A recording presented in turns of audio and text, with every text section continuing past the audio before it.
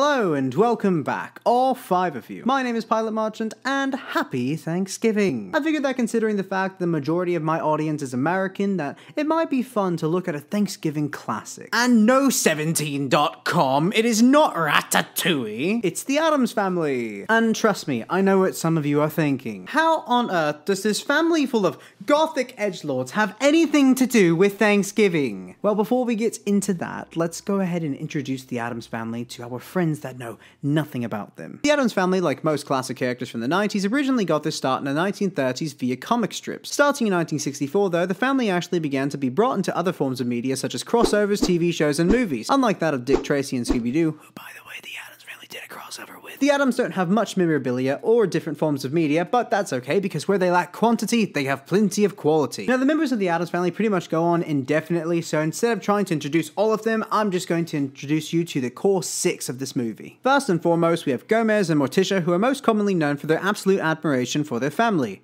They're also very passionate people, if you get what I mean there. After them, we have Pugsley and Wednesday, who are the adorably horrendous spawn of Gomez and Morticia, Uncle Fester, who is Gomez's brother and also cannot die, and last but not least, we have Thing, who is quite literally a hand. Don't worry, you'll get to learn more about them all very soon, but without any further ado, go ahead and put on your best funeral garb, because it's time that we go off and meet the Addams Family. Upon starting the film, we're immediately greeted by Uncle Fester standing atop the roof yelling at the moon while Pugsley, Wednesday, and their granny are in the cemetery burying a live cat. What can I say? They're very quirky. After that all happens, Lutch, their butler, Thing, Gomez, and Morticia are all hanging out in the sitting room when Morticia says, "Marvelous news. I'm going to have a baby.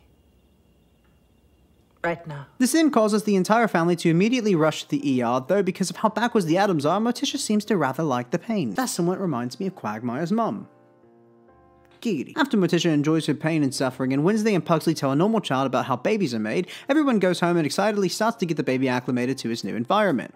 Well, everyone except for Wednesday and Pugsley, who seem to think that having a third child means that one of the other two has to die. When you have a new baby, one of the other children has to die. Ah, thank good my mother only had 2 kids, I think. After the conversation, Wednesday and Pugsley go to join the rest of the family, who are currently cooing over the baby. This only infuriates the siblings more and causes them to start trying to take the baby out instead of each other. And by take the baby out, I of course mean that they just want to conduct some science experiments with him. Pugsley, the baby weighs 10 pounds. The cannonball weighs 20 pounds. Which will hit the stone walkway first? Luckily enough though, Gomez manages to catch the child by complete accident. Gomez then decides to call a family meeting so they can talk to Pugsley and Wednesday about it not being a tradition to kill the middle child anymore. Wait a second, anymore? What the fuck? Well, that's just not true.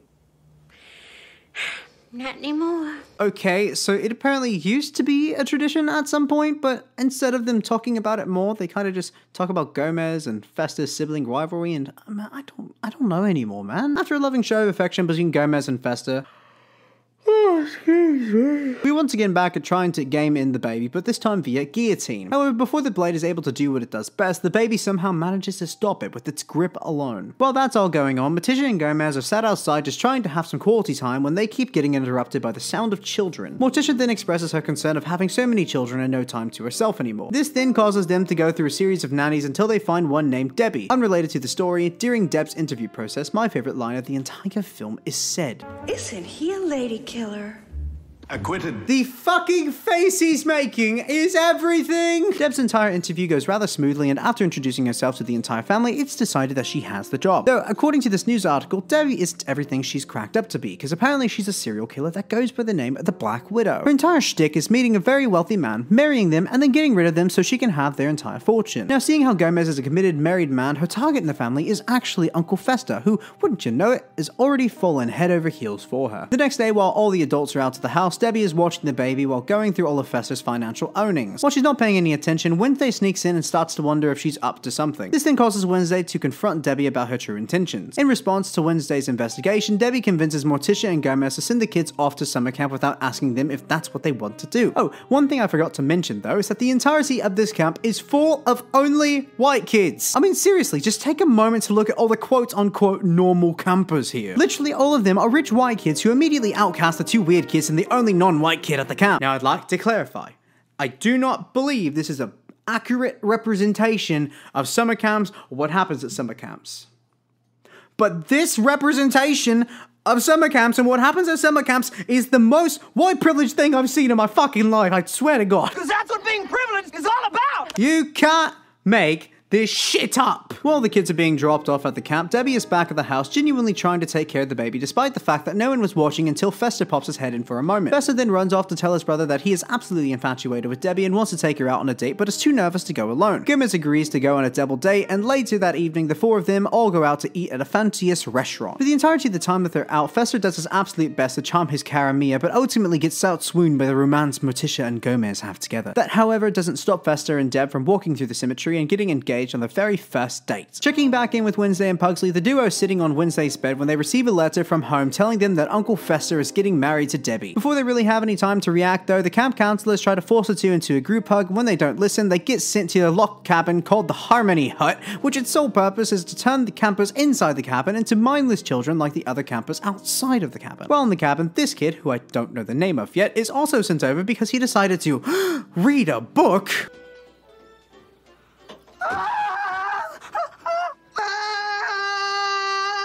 I'm not going to say anything about that. I'm going to just keep moving forward. At some point during the night, the trio tries to escape the camp but ends up getting caught and sentenced to... Oh God, anything but this! Okay, well, after that ear torture we just went through, we head back over to the Addams Manor and find the entire family having their pre-wedding parties for both the bride and the groom. Both parties go rather smoothly other than a minor mishap where Lutch accidentally bakes a girl into a cake, but hey, it happens. After a quick scene where Wednesday invites Joel, yes, that is his name, to her uncle's wedding, it's time for Fester to ruin his I mean, to get married. After the wedding is over with, the couple head off to the beach to enjoy their honeymoon, where Debbie, Debbie, did I really type Debbie into the script? Where Debbie immediately tries to off her husband, but considering the fact that Fester isn't Addams, it doesn't exactly work out in her favor. Debbie then starts to throw a fit about Fester not dying from a special bad time with him and tells him that if they're going to be together that he has to cut off all contact with his family and has to dress differently. And because Fester is a horny love-stricken boy, he decides to do just that. Once they eventually get home from their holiday, Fester dresses up like Oliver Tree and starts to realize that Debbie is probably not who she says she is. Despite that though, he still decides to send Gomez a card stating that he's happy but he can never see his family again if he wants to stay with Debbie. Gomez is immediately infuriated by the letter, but Morticia manages to calm him down by reminding him that they went through something similar during their honeymoon because they were so in love. Now we're about 15 minutes into the film and I can imagine that you're sat here wondering, what does this have to do about Thanksgiving? Well, my friends, wonder no longer, because we have finally arrived at the Thanksgiving train station. You know, sometimes I don't think about what I say, I just say it. While Pugsley, Wednesday, and Joel are sat behind the bleachers talking about Debbie, the camp counselors make an announcement that the camp will be hosting a Thanksgiving play even though it's the middle of July. They of course don't hold any type of auditions for this and just immediately cast a bunch of normal campers to be the Pilgrims and all of the abnormal campers to be the Native Americans. Also, for some reason, they decided to add some more non-white campers to the mix but still fail at redeeming themselves by making all of the non-white campers abnormal. And in case you're wondering why I'm saying normal and abnormal like this, it's because I'm not the one fucking calling them that. Checking back in with the rest of the family, the Addams try to go visit Fester despite what his letter said, and unsurprisingly, they're met by Debbie, who only wishes to get them out of her house. After Morticia insults Debbie's color palette choice, Pastels? Gomez tries to go convince the police that his brother is in peril, but only manages to get himself arrested. Back at camp, everyone is practicing their parts for the play except for our trio of troublemakers. They eventually get escorted over to the stage where they once again are outcasted and treated like shit for not wanting to be part of the production. In response, the counselors decide to once again lock them in a cabin against their will until their brains turn to mush. A few hours later, everyone comes to the cabin to see if the plan worked or not, which immediately on the surface it looks like it did, but unbeknownst to them, it is all just a part of Wednesday's plan. Going back home for a minute, Granny Addams starts to scream and holler as she finds that the baby has started to look like a normal child because of their family slowly falling apart. They then attempt to change him back into an Addams using incantations that work on cats but not on humans. This then triggers a funny scene about them all freaking out about him looking different from his family, where everyone starts to have this panic attack, but honestly I think they're a lot more accepting than that. And just like that, it's now time for our production to begin. White meat and dark meat, take it away! Let's pretend you didn't say that. For the first part of the production, everything goes rather swimmingly, but if you recall from earlier, I did say that despite the way that everything appears on the surface, Wednesday was planning a much different theatrical demonstration today. Wait. What? We cannot break bread with you.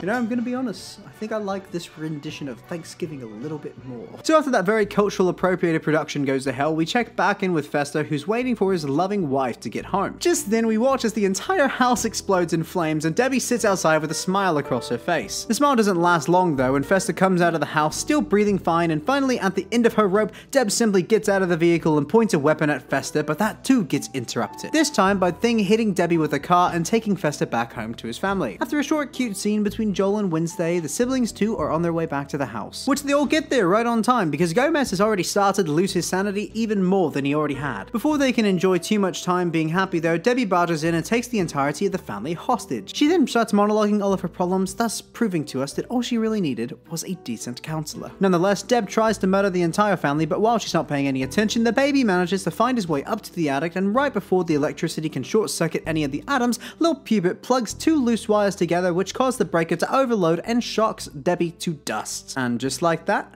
Debbie is gone forever, and 1 year later the family is celebrating Pubert's first birthday. During the party, Fester meets somebody who is a much better match for him, and we end the movie on Wednesday absolutely charming her future husband by nearly scaring him to death. If you've ever watched one of my story breakdowns at all in the past, then you probably have realized by now that the way a movie ends and the actual morals of the film and the way that they are actually shown throughout the movie are absolutely crucial and absolute essential pieces for a story to be good to me. And I've got to say, I really like the way this movie ends. Somehow the writers were able to take this tiny little scene at the end of the film where Wednesday scares the absolute hell out of Joel, and they turn this scene into a full circle of the morals of the film. The main moral of the movie is hammered over our heads time and time again, and it has been for generations and generations of kids' movies for the past, I don't know, 4 or 5 decades, something like that. It's the essential moral of treat everyone equally, no matter what they look like, or where they come from, or how freaking weird their family is. Treat them equally at the end of the day. Because at the end of the day, we're all people. Even though Wednesday is a peculiar girl that has a lot of invested interest in the weird and the macabre, and she has a very odd family from what normal people are actually used to in life, and Joel comes from a family of extreme overprotection, they're still able to coexist together, and not only that, but also bloom. They bring out a better relationship. They are better together than apart, and they wouldn't know that if they weren't willing to coexist. And that's the point that the movie's trying to bring out with the main moral here, is that no matter how weird you are, or how weird I am, mainly me, but no matter how weird I am, you should still treat me nicely by hitting the subscribe button. I want to say, don't leave that in, but I know I'm going to. The point here is, if you're a dick to people for no reason, like, let's say that you're the kind of asshole that rolls down a window and throws stuff at people on bikes. If you're gonna be that person, do it equally. Do it for all the fucking bikes, okay? I don't agree that it's okay for you to throw things at bicyclists, but if you're gonna do it, don't target a specific demographic of people. No, I think that's good. With main morals of the film, they're always paired with some type of sub-moral. And I believe the sub-moral here is, don't get married on the first day. I get it, Fester. You're depressed, you're lonely, you want to find love, and so you decided to go on a date with this serial killer lady that you didn't know was a serial killer, because most people are not serial killers, so you just assume that she wasn't a serial killer. Fester, if I can give you any advice here, my friend, if I can give you any advice, and just for future reference, don't get engaged on the first date, okay? Even though I'm really poking fun at it and telling Fester to not do it, it's really not a big deal to me. If you want to get married on the first date, I don't really care. If it works out, good for you. I'm not coming to the wedding. I don't like weddings. I don't like parties. I'm not a big party person. Anyway, I'm getting way off topic. Why am I even talking about parties? Now, at the end of my story breakdowns and after my little reviews at the end, which, as you can tell, I'm trying to figure out exactly how I want to do these reviews at the end. I'm still experimenting with styles.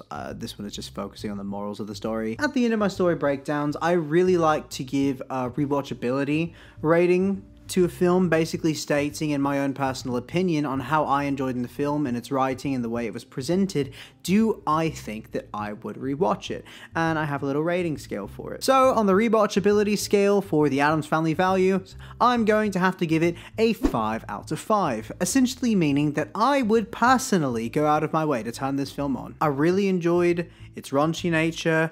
I really enjoyed the morals of the story that it was trying to preach about equality and it being okay to be weird. I don't completely agree with the way it portrayed the equality for the entire time. I mean, there were certain points, like at the camp, that it was just really odd. It was oddly racial, I'll put it like that. Anyways though, yes, Addams Family Values gets a 5 out of 5 on my rewatchability scale.